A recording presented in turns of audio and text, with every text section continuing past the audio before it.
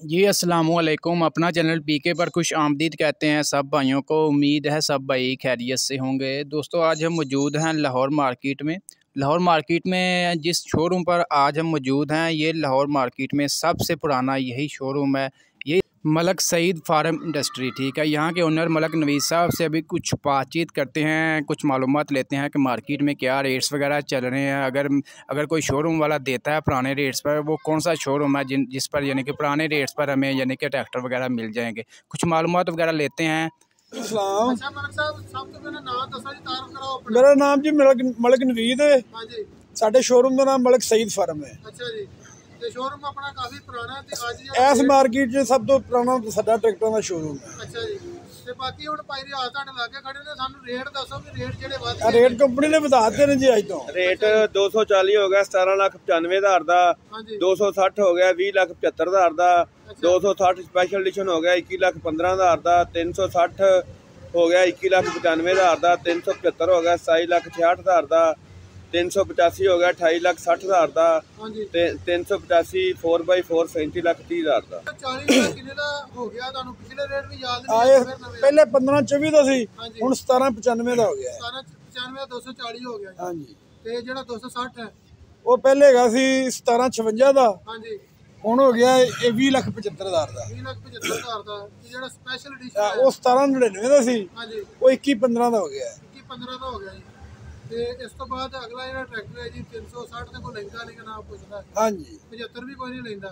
ਆ 75 ਪਹਿਲੇ 23,6 ਦਾ ਸੀ। ਹਾਂਜੀ। ਹੁਣ ਹੋ ਗਿਆ 27,66,000 ਦਾ। ਸਭ ਵੈਸੇ ਰੇਟ ਦੱਸ ਦਿਓ 360 ਦਾ। 360 ਦਾ ਪਹਿਲੇ ਰੇਟ ਹੈਗਾ ਸੀ 18,66, ਹੁਣ 21,95 21,95 ਹੋ ਗਿਆ ਜੀ। ਤੇ 85 ਜਿਹੜਾ 23,87,500 ਸੀ। ਆਦੀ ਪੂਰਾ 23,87 ਪਹਿਲੇ ਪੂਰਾ 23,87 ਸੀ। ਹਾਂਜੀ। ਹੁਣ 28,60 ਹੋ ਗਿਆ। 28,60,000। ਹਾਂਜੀ। ਤਕਰੀਬਨ ਪੌਣੇ 5 ਲੱਖ ਵੱਧ ਗਿਆ ਜੀ ਤਕਰੀਬਨ ਜੀ। ਤੇ ਇਹ ਸ਼ੋਰੂਮ ਵਾਲੇ ਦਾ ਫਾਇਦਾ ਹੋਇਆ ਕਿ ਨੁਕਸਾਨ ਹੋਇਆ? ਬਾਜ਼ਾਰ ਦਾ ਫਾਇਦਾ ਨਜ਼ਰ ਆਉਂਦਾ, ਵੈਸੇ ਮਜਮੂਈ ਤੌਰ ਤੇ ਤਾਂ ਕੋਈ ਫਾਇਦਾ ਨਹੀਂ। ਯਾਨੀ ਕਿ ਉਹ ਤੇ ਖਰੀਦ ਹੀ ਘਟੀ ਹੈ ਨਾ ਜੀ। ਕੀ ਸੇਲ ਘਟ ਜਾਣੀ, ਰੁਪਏ ਦੀ ਵੈਲਿਊ ਡਾਊਨ ਹੋਈ ਹੈ, ਸੇਲ ਘਟ ਜਾਏਗੀ, ਜ਼ਿਮੀਂਦਾਰ ਪਰੇਸ਼ਾਨ ਹੋਣਗੇ। ਕੰਪਨੀ ਅੱਗੇ ਵੀ ਬੰਦ ਰਹੀ, ਹੁਣ ਫਿਰ ਬੰਦ ਹੋ ਜਾਏਗੀ। ਹਾਂਜੀ। ਤੇ ਬਾਕੀ ਆਪਣਾ ਇਹ ਰੇਟ ਜਿਹੜਾ ਜਦੋਂ ਵੀ ਡਾਲਰ ਦਾ ਰੇਟ ਵਧਦਾ ਰੇਟ ਵਧਾ ਦਿੰਦੇ ਨੇ। ਤੇ 4x4 ਦਾ ਕੀ ਰੇਟ ਹੈ? 85 ਉਹ ਹੋ ਗਿਆ ਜੇ 37,88,000। 37 ਲੱਖ ਪਹਿਲੇ 31 ਲੱਖ 31.5 ਲੱਖ ਦਾ। ਉਹ 31,83 ਸੀ, 30,83,000 ਦਾ। ਤੇ ਆਪਣਾ ਨੰਬਰ ਦੇ ਦਿਓ। ਅੱਜ 85 ਕਿੰਨੇ ਦਾ ਮਾਰਕੀਟ 'ਚ? ਅੱਜ ਰੇਟੋ ਰੇਟ ਹੀ ਦੇ ਰਿਹਾ ਹੈ। ਰੇਟੋ ਰੇਟ ਹੀ। ਹਾਂਜੀ। 28,60,000 ਦਾ। 28,60,000 ਕੋਈ ਕਹਿੰਦਾ ਵਾ 29,20,000। ਅੱਜ ਕੋਈ 30 ਲੱਖ ਮੰਗਦਾ, ਕੋਈ 29 ਲੱਖ ਮੰਗਦਾ, ਕੋਈ 29.5 ਲੱਖ ਮੰਗਦਾ। ਅਸੀਂ 28,60 ਦਾ ਹੀ ਦਿਆਂਗੇ। ਤੇ ਹੁਣ ਮਾਰਕੀਟ 'ਚ ਜ਼ਿਆਦਾ ਜਰਨਲ ਟਾਇਰ ਹੀ ਖੜਾ ਟਰੈਕਟਰ। ਹਾਂਜੀ।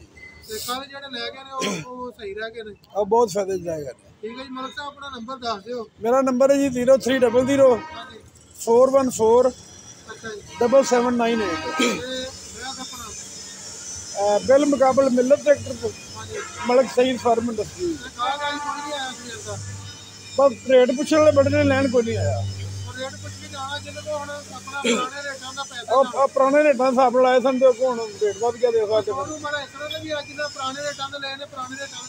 नहीं। ऐसा एडा देख देता कोई नहीं, क्योंकि जिन्हें ट्रैक्टर बेचने का ट्रैक्टर ही लेना उन्होंने कारोबार छड़ तो नहीं ना देना। अब बहरहाल जिन्हें ट्रैक्टर बेचने ने मिलत पैसे जमा कराने, मिलत पैसे पूरे लेते हैं। इस वास्ते रेटो रेट तो घट नहीं। ਇਹ ਭਾਈ ਫਿਲਹਾਲ ਸ਼ੋਰੂਮ ਵਾਲਿਆਂ ਨੂੰ ਤਾਂ ਫਾਇਦਾ ਹੈ ਨਾ, ਜੇ ਕੋਈ ਨਾ ਕੰਮ ਛੱਡ ਦੇਣਾ ਹੋਵੇ। अगर 22 मॉडल लेना है तो मिल जाएगा। ਹੁਣ ਇਹਨਾਂ ਟਰੈਕਟਰ ਜਿਹੜੇ ਵੇਚਣੇ ਨੇ ਅੱਗੋਂ ਨਵੀਂ ਬੁਕਿੰਗ 'ਚ ਪੈਸੇ ਪਾ ਦੇਣੇ ਨੇ, ਅੱਗੋਂ ਨਵੇਂ ਬੁੱਕ ਕਰਵਾਉਣੇ ਨੇ। ਫਾਇਦਾ ਤੇ ਉਸ ਕੰਮ ਕਿਹੜਾ ਬੰਦਾ ਕੰਮ ਛੱਡ ਦੇਵੇ। ਹੁਣ ਮਿਸਾਲ ਤੇ ਨਾ ਟਰੈਕਟਰ ਵੇਚਣਾ 29 ਲੱਖ ਦਾ ਜਾਂ 28.5 ਲੱਖ ਦਾ, ਤੇ ਉਹ ਇਹਨਾਂ ਅੱਗੋਂ ਨਵੀਂ ਬੁਕਿੰਗ ਮਿਲਤ 'ਚ ਪਾ ਦੇਣੀ। ਮੁਲਕ ਦੇ ਵਿੱਚ ਫਾਇਦਾ ਹੀ ਫਾਇਦਾ ਵਾ, ਕਿਉਂਕਿ ਘਟਣਾ ਲਿਆ ਨਹੀਂ। ਜਦੋਂ ਘਟਣਾ ਫਿਰ ਨੁਕਸਾਨ ਹੋਣਾ। ਹਾਂਜੀ, ਜਦੋਂ ਘਟਣਾ ਫਿਰ ਹੀ ਨੁਕਸਾਨ ਹੋਣਾ। ਐਵੇਂ ਹੀ ਗੱਲ ਹੈ, ਇਹ ਵਧਣਾ ਹੀ ਵਧਣਾ। ਐਵੇਂ ਹੀ ਗੱਲ ਹੈ। ਤੇ ਚਲੋ ਠੀਕ ਹੈ ਜੀ ਮਲਕ ਸਾਹਿਬ, ਬਹੁਤ ਸ਼ੁਕਰੀਆ। ਤੇ ਬਾਕੀ ਮਿਲਤ ਨੇ ਚੰਗਾ ਨਹੀਂ ਕੀਤਾ, ਜ਼ਿਮੀਂਦਾਰਾਂ ਨਾਲ ਦੇਸੀ ਗਾਲਾਂ ਕੱਢਦੇ ਹੁਣ। ਹਾਂਜੀ। ਹਰ ਮੁਲਕ ਦੇ ਹਾਲਾਤ ਭੈੜੇ ਆ, ਬੰਦਾ ਕਹੇ ਕਿਸੇ बस हर चीज की महंगाई का दौर है, हर चीज महंगी हुई है, रोज रोज महंगी हो रही है। ਬਹੁਤ ਮਹਿੰਗੀ ਹੋ ਰਹੀ ਹੈ, ਹਰ ਚੀਜ਼ ਦਾ ਕੰਮ ਖਰਾਬ ਹੋਇਆ ਜੀ। ਪੈਟਰੋਲ ਲੈਣ ਜਾਓ ਤੇ ਉਹ ਮਿਲਦਾ ਨਹੀਂ, ਜੇ ਉਹ ਮਹਿੰਗਾ ਹੋ ਗਿਆ ਤਾਂ ਹੁਣ बस परेशानी है आम पब्लिक वास्ते, तो परेशानी ਜਗ੍ਹਾ ਜਗ੍ਹਾ ਤੇ ਹੁਣ ਨਜਾਇਜ਼ ਲੋਕੀ ਕਰਦੇ ਨੇ। ਮਹਿੰਗਾਈ ਹੋ ਗਈ ਹੈ ਜੀ, ਪੈਟਰੋਲ ਮਹਿੰਗਾ ਹੋ ਗਿਆ ਜੀ। ਤੇ ਹੁਣ ਕਹਿ ਰਹੇ ਨੇ ਕਿ ਜ਼ਿਮੀਂਦਾਰਾਂ ਦੇ ਬੋਝ ਪਾ ਦਿਓ, ਪੈਟਰੋਲ ਸਸਤਾ ਕਰ ਦਿਓ, ਬੋਝ ਜ਼ਿਮੀਂਦਾਰਾਂ ਦੇ ਪਾ ਦਿਓ। ਜਿਹੜੀ ਜ਼ਿਮੀਂਦਾਰੀ ਜਿਨਸ ਹੈ ਉਹਦਾ ਰੇਟ ਉਹੋ ਹੀ ਹੈ। ਹਾਂਜੀ। ਜਿਹੜੀ ਬਾਹਰੋਂ ਕੋਈ ਅੰਦਰੋਂ ਜ਼ਿਮੀਦਾਰ ਨੇ ਸ਼ੈ ਲੈਣ ਜਾਣਾ ਉਹਦਾ ਰੇਟ ਸਮਾਨ ਨੂੰ ਚੜਿਆ ਹੈ, ਜਾਂ ਤੇ ਜ਼ਿਮੀਦਾਰ ਜਿਹੜੀ ਜਿਨਸ ਹੈ ਨਾ ਉਹਦਾ ਵੀ ਰੇਟ ਕੋਈ ਚੰਗਾ ਠੋਕ ਕੇ ਹੋਵੇ ਨਾ ਤੇ ਫਿਰ ਤੇ ਕੋਈ ਟੈਨਸ਼ਨ ਪਰੇਸ਼ਾਨੀ ਨਹੀਂ ਹੈ। ਜਦੋਂ ਜ਼ਿਮੀਦਾਰ ਦੇ ਘਰੋਂ ਚੀਜ਼ ਚਲ ਗਈ ਤਾਂ ਰੇਟ ਵੱਧ ਜਾਣਾ, ਜਦੋਂ ਘਰ ਹੋਣੀ ਉਹਦਾ ਰੇਟ ਕੋਈ ਨਹੀਂ ਹੁੰਦਾ।